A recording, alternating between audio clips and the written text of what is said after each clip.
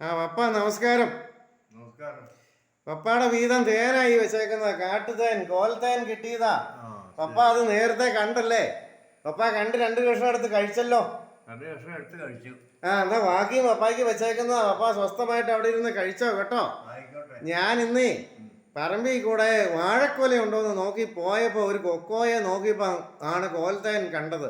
സാധാരണഗതിയിൽ പപ്പ എന്നെ പഠിപ്പിച്ചതനുസരിച്ച് കോൽത്തേനൊക്കെ പുതുമഴ പെയ്യുന്നത് അവര് രാജ്യം വിട്ടു പോകുന്നവരല്ലേ, നാട് വിട്ടു പോകുന്നവരല്ലേ.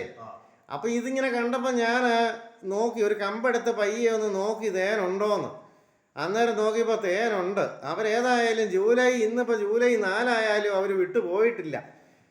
ഏതായാലും സംഗതി അത് നമുക്കുള്ള സംഭവമായിരുന്നു. അപ്പോൾ പപ്പ ബാക്കിയും കൂടെ കഴിച്ചോ കേട്ടോ. നല്ല രുചിയല്ലേ?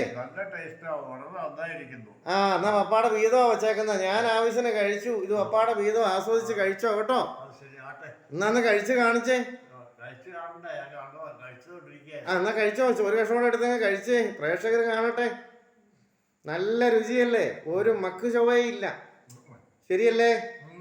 എന്നാട്ടെ പപ്പ, ഇനിയും നമുക്ക് പറമ്പിൽ കൂടെ നോക്കണം കേട്ടോ. എന്നാട്ടെ.